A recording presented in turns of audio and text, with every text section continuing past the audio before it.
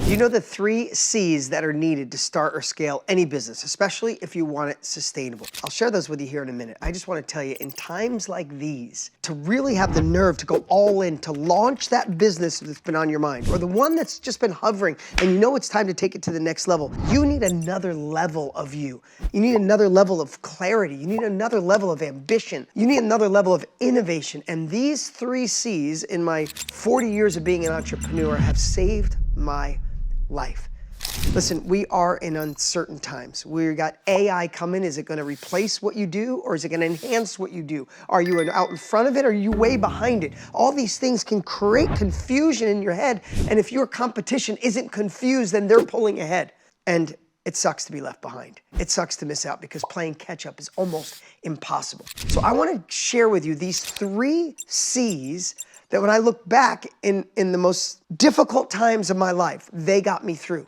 In the times that I had to innovate, create something out of nothing, they got me through. So let's jump right in. The first one is change. Change is one of those things that it's probably the most constant thing in your life, and the thing that sometimes we avoid. I mean, change can either decide if you're happy, scared, annoyed, frustrated, or elated and can't wait, because it can be scary. But the fact of the matter is, if you're not embracing change, then you're already sliding. Because if we don't grow, we die. If we're not climbing, like I said, you're sliding. And even though we might need to change, we want to change, it's easy to get stuck in a hypnotic rhythm of life. We look back, we're almost driving our business and our life looking in the rearview mirror of what worked, and we're trying to make tiny little shifts to get a little more, when we might need exponential change. We might need radical change. You might need to break something so you can have a breakthrough.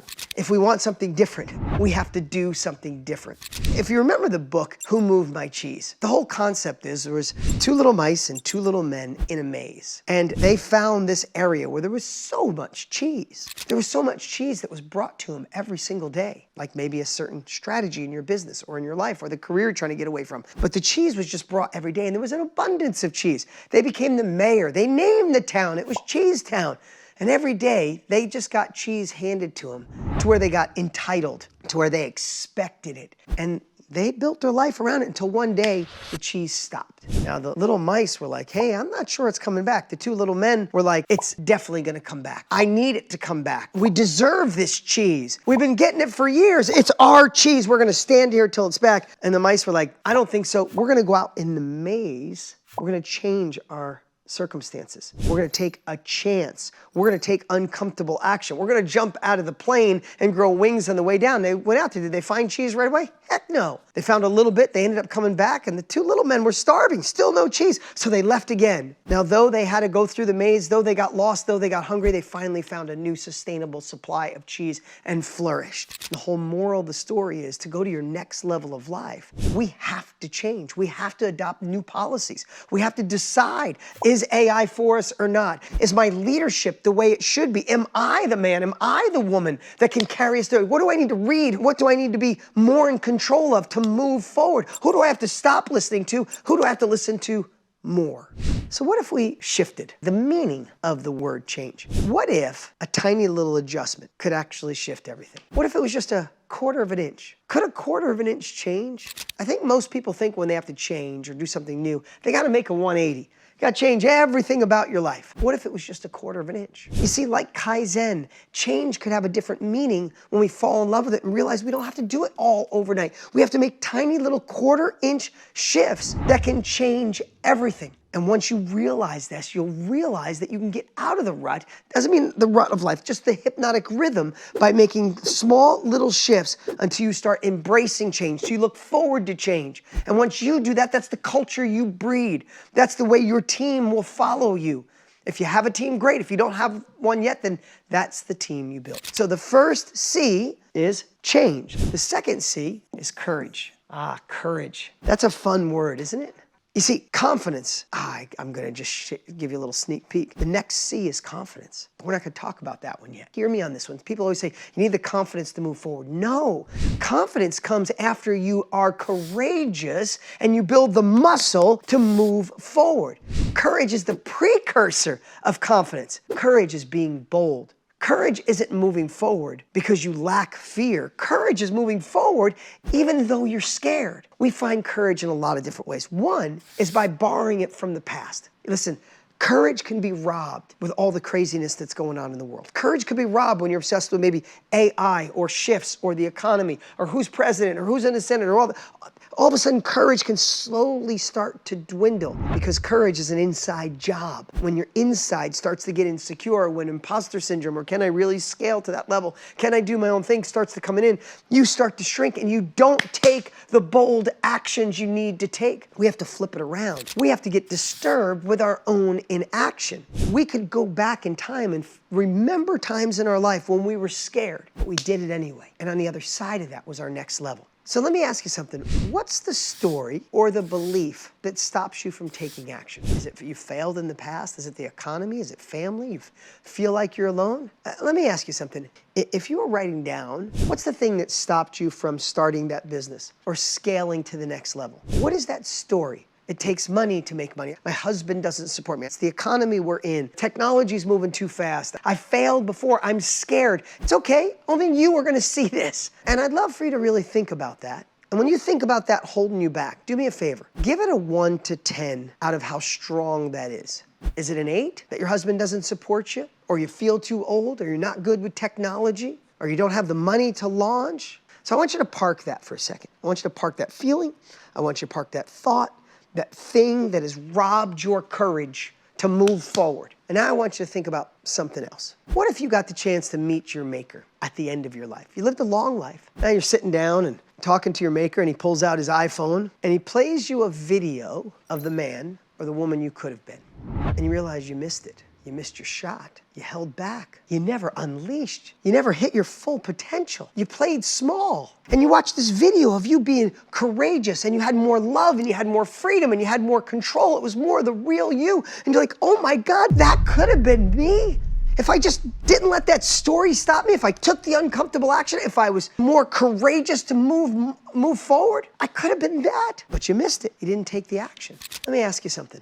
If you had one wish at that very moment, what would it be? Maybe you said this, if you had one wish, people say to go back, to do it over. Is that what you're thinking? Well, I'm gonna share something with you. Wish granted. You're here right now. You can come back in time and not let that silly story, and call it silly, because there's nothing compared to missed out and regrets, right? Get to the end of your life and realize you missed it. That's scary. So you can decide in this moment to be bold, to be courageous, I should say, and not let that old story stop you ever again.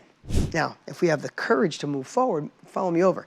If we embrace change, I've already kind of given it away. If we're courageous, moving forward, even when we're scared, when you're courage and you're in the game and you're doing the work, guess what?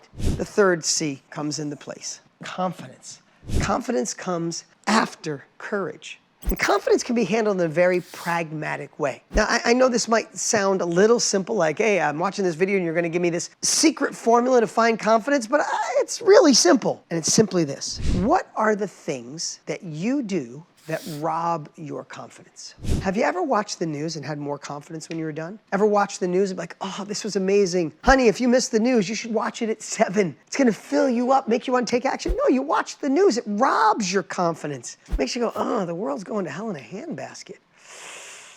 So does that add to your confidence or take away? If it takes away, why not go a month without news? Does certain thinking about the things you lack or the things you missed or the things that are gone, or certain thinking robbed your confidence?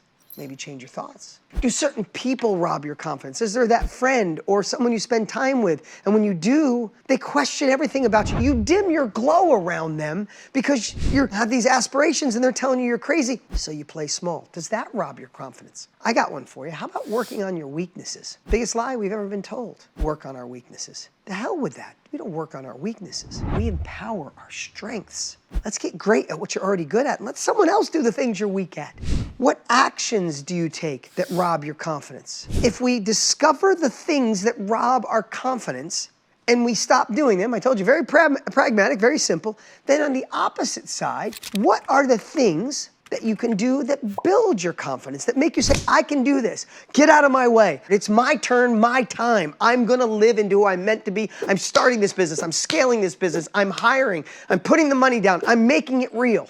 Could the right people be something that builds your confidence? To be connected in the right community, to surround yourself with mentors who inspire you, not make you dim your glow. That's why Tony and I created Mastermind.com. We have people that entering the knowledge industry, becoming knowledge entrepreneurs. And we put a community together where everybody supports everybody to say, you can do this. Stand up at your family's house, say, I'm gonna make $1 million next year. They wanna, crazy dreaming again. Do that in the right group of room and they say, how can I help you? Yes, you are.